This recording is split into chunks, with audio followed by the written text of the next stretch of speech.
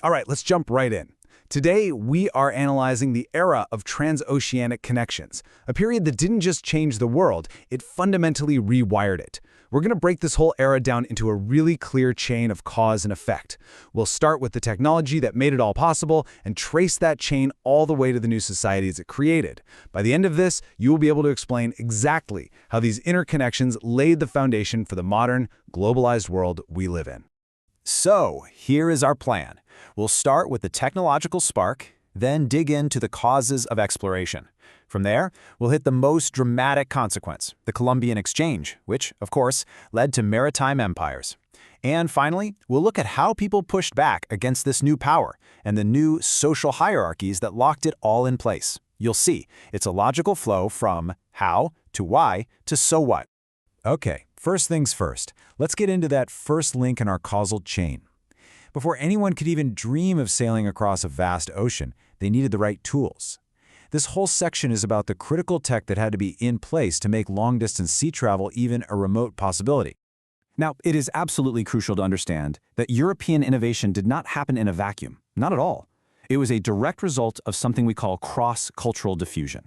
Essentially, Europeans were borrowing, blending, and improving on technologies that were already out there in Afro-Eurasia. Think about it. You've got the magnetic compass from China, the lateen sail, which was perfected in the Indian Ocean, and these incredibly advanced astronomical charts from the Islamic world. Without all this shared knowledge flowing together, the age of exploration simply doesn't happen. So, this new knowledge gets put to work to solve very specific problems. Shipbuilders began engineering these new vessels, each one like a specialized tool for a different job. You had the Portuguese Caravel, small, zippy, perfect for exploring tricky coastlines. Then you get the larger Carrack and, my favorite, the super-efficient Dutch Fluyt, which were basically just giant floating cargo containers. They were all designed to make transoceanic trade not just possible, but incredibly profitable. Each ship was a tool built for a specific imperial goal. All right, let's build on that. Now that we've established that Europeans could sail across oceans, we have to ask the big historical question. Why did they? I mean, what motivated states to pour massive amounts of money and resources into these incredibly dangerous voyages? The classic framework here, and it's a classic for a reason, is God, gold, and glory.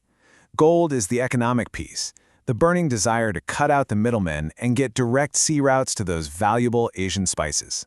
God, well, that was the religious drive to spread Christianity. And glory was all about raw state power, that intense keeping up with the Joneses rivalry between monarchies like Portugal and Spain to claim more land and build a bigger empire than the other guy. And that gold motivation was supercharged by this powerful economic theory, mercantilism. Now, mercantilism basically saw the world's wealth, measured in gold and silver, as a fixed pie. There's only so much to go around. So for your nation to get a bigger slice, you had to make sure someone else's slice got smaller. It created this intense, zero-sum game for global power. And colonies? They became the most important pieces on the chessboard, providing cheap raw materials and captive markets. Under mercantilism, having colonies wasn't just a good idea, it was a state-level economic necessity. Okay, time to put your thinking caps on. Pause this explainer right now and write a single-sentence thesis statement. I want you to argue which of the three G's, God, gold, or glory, was the primary driver of state-sponsored maritime exploration. Go ahead, hit pause. Okay, welcome back. A strong thesis might sound something like this. While religious fervor and national competition were significant factors, the economic imperatives of mercantilism ultimately provided the most powerful and sustained motivation for European states to fund transoceanic voyages. So, the technology is in place, and the motivation is crystal clear. So what happens when these voyages finally connect two hemispheres that have been totally separate for millennia? Well, you get a collision. The result is the Columbian Exchange, an unprecedented biological and cultural transfer that literally changed the world forever. Now, while this was a two-way street, the impacts were profoundly unequal. From the Old World, Afro-Eurasia, came transformative animals like the horse and, of course, devastating diseases like smallpox. From the New World, the Americas, came calorie-packed foods like potatoes and maize that led to massive population booms back in Europe and Asia. This exchange permanently reshaped diets, environments, economies, and cultures on a truly global scale. But the single most catastrophic effect of this exchange was demographic. The unintentional transfer of diseases, pathogens like smallpox and measles, from Europeans and Africans to indigenous Americans who had zero immunity was, well, it was an apocalypse. It led to a population decline of up to, and in some cases more than, 90%. This is, without a doubt, the greatest demographic disaster in human history. It's a point we have to sit with. So in the wake of this demographic collapse, how did European states capitalize on these new connections?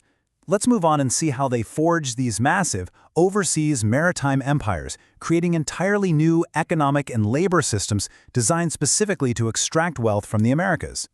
And the development of these empires really follows a clear pattern. Portugal kicks things off early, creating a trading post empire in Africa and Asia. Spain follows with its massive land-based empire in the Americas after 1492. And then, seeing their rivals get rich, other powers like the Dutch, the French, and the British all jump into the game, sparking this intense, worldwide competition to build their own maritime empires. To make these empires pay, Europeans implemented new and incredibly brutal systems of coerced labor. It started with the Spanish encomienda system, which was basically a grant of indigenous labor to a Spanish conquistador. As that system broke down, it evolved into the hacienda system, a form of debt peonage on huge agricultural estates. But as indigenous populations plummeted from disease and the demand for labor on sugar plantations exploded, Europeans turned to the transatlantic slave trade, creating the horrific system of chattel slavery, where human beings were treated as actual property. But wait, how do you even pay for these massive, risky, and hugely expensive imperial projects? The answer is a brilliant new financial innovation, the joint stock company. By selling shares to private investors, rulers and merchants could pull together enormous amounts of money to fund voyages and build colonies, all while spreading out the individual risk. It was the perfect financial tool for the age of mercantilism. Okay, let's pause again for a quick self-check. I want you to think for a second, how did systems like chattel slavery and institutions like the joint stock company directly serve those core goals of mercantilism we talked about? Pause the explainer and try to connect those dots.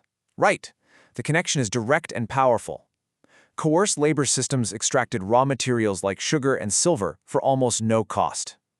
Joint stock companies then managed the trade of these goods. And where did all the profit go? Straight into the treasury of the European mother country, which is the absolute definition of mercantilism in action. But it would be a huge mistake to think this was a one-way street of European domination. Imperial power was never absolute. The expansion of these new maritime states was met with constant, creative, and fierce challenges. So now we're going to shift the narrative to focus on how local and enslaved populations resisted this new state power.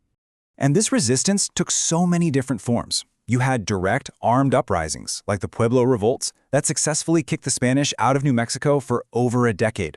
You had resistance from savvy rulers, like Queen Nzinga in Central Africa, who skillfully played European powers against each other for decades. And you had the constant, determined resistance of enslaved people, who escaped bondage and formed their own free communities, known as Maroon societies. The key takeaway?